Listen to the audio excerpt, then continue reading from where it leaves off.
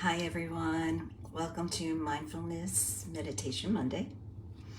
And let's see, we've got about 2 minutes or so before we start. So I just came on a little early to welcome you if you're here early, and to remind you to find a comfortable seat, sit somewhere that supports your body and your mind and your breath. If you have a candle that you'd like to light, please do so. If you have a crystal that you'd like to keep close at hand, please do so. And I have my favorite crystal. One moment.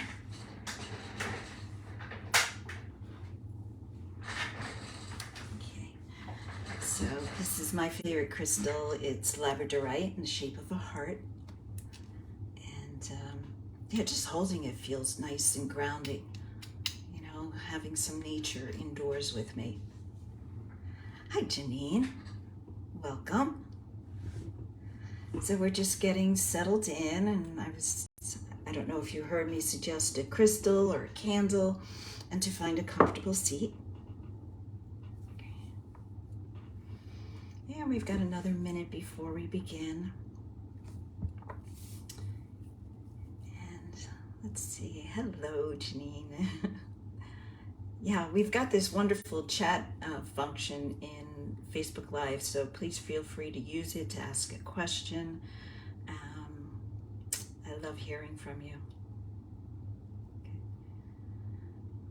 Okay. Yep, and a little bit more. We'll be getting started.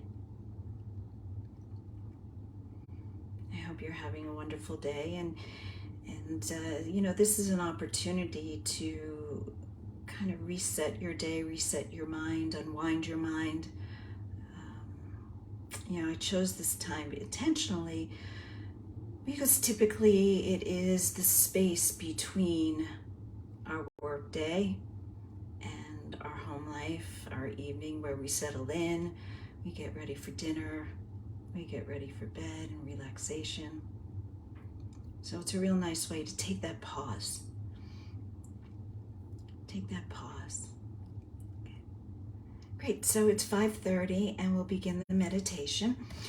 And today's meditation is about the breath, which is such an important piece of our ability to live, right?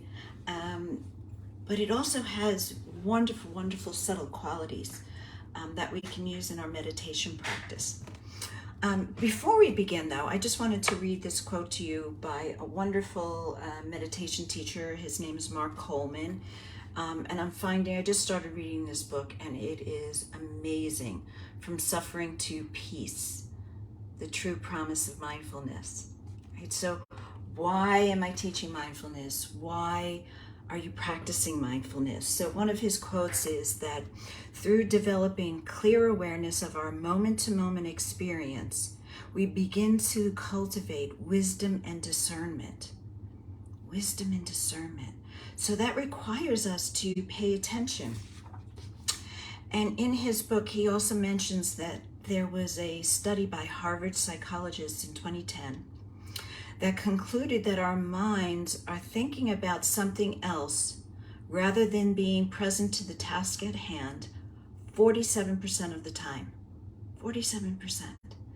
That means for almost half of our waking life, we're not really here. That's incredible. Have you ever had the experience of driving your car from point A to point B, and you get to point B and all of a sudden you wonder, how did I get here? I don't remember the path. I don't remember driving this way. Hi, Atsia. Welcome. Welcome, welcome.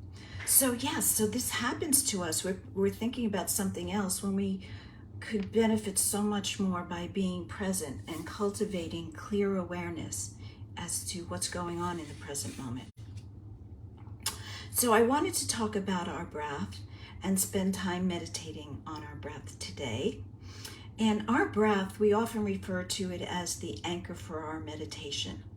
Our breath is with us 24/7. We share breath with everybody on this planet, all living things. Right? We can do it anywhere, anytime. And here's what I love about thinking of the breath is that it's a doorway from our outer experience to our inner experience. So when we inhale, it's coming from outside of us. And when we exhale, it comes from inside of us. So there's this wonderful connection between outside and inside, and how the outside affects the inside and how the inside affects the outside. I hope that makes some sense for you, but it's beautiful, beautiful quality that our breath has. It's also a direct link to our nervous system, right? It's the only automatic function of our body that we actually have some control over. For example, we don't tell our stomach it's time to digest. We don't tell our intestines it's time to assimilate. It just happens automatically. And the breath happens automatically. But we have influence over the breath. We have influence. We can slow down our breath. We can speed it up. And in the process of having influence over the breath, we have influence over our nervous system. Yeah, that's powerful. So let's begin the practice. And I invite you to close your eyes. If you're not comfortable closing your eyes, just keep your eyes looking forward and down with your eyelids halfway closed. Yeah, feel your seat supporting you, holding you.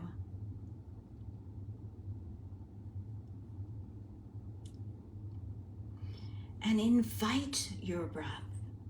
Invite your breath in with a curiosity, as if you're feeling your breath for the very, very first time. And I suggest inviting the breath in, because there's parts of the body that get tense. And when those parts of the body are tense, the breath becomes very shallow. Typically, we have tension in our neck and shoulders. Right? Anybody ever experienced that? Yeah, so invite that breath in and notice your inhale and exhale.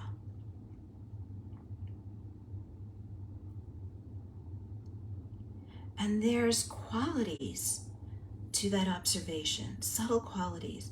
We can detect a texture. Is the breath a little bit like static, a little staccato, or is it smooth? Right? What is the pace of your breath? Is it fast, slow? And neither one is better than the other. This is purely an observation with no judgment. Just notice how your breath is manifesting.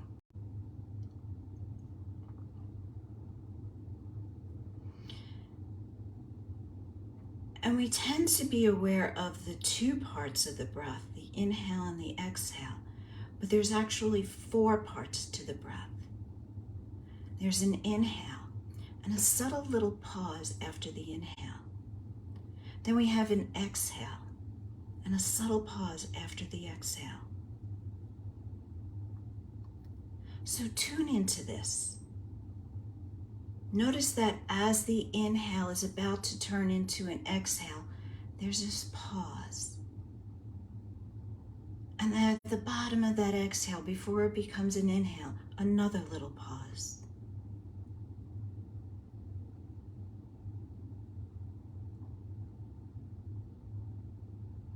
And as you become aware of that pause, notice the stillness. Notice the silence. It's a moment. We could very well spend another hour playing with the breath, making those pauses longer, shorter. But for now, just notice 4 parts to your breath.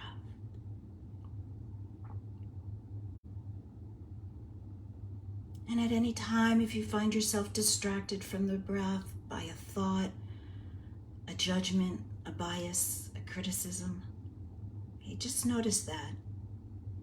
And then draw your attention back to the breath.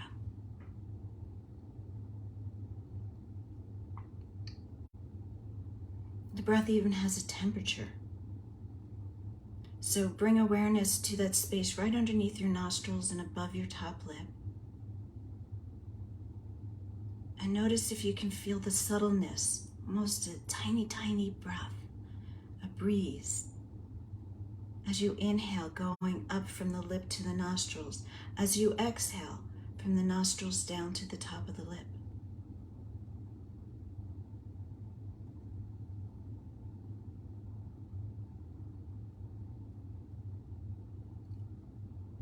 If you wanted to even cultivate a deeper awareness, you may notice that on the inhale, that little breeze above your lip is cool. And on the exhale, that subtle little breeze below your nostrils is warm. So the breath comes into the body, it's a little cool. And as it comes out of the body, a little warmer.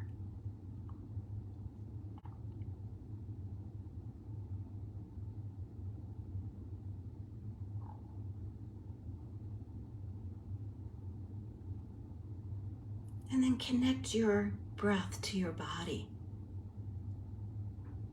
Notice as you inhale, there's an expansive quality to the chest and belly, maybe the upper back. And as you exhale, a condensing in the chest, belly, upper back.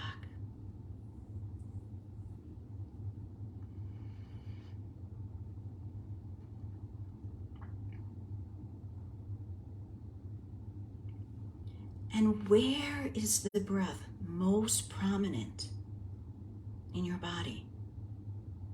Do you feel it more in your belly?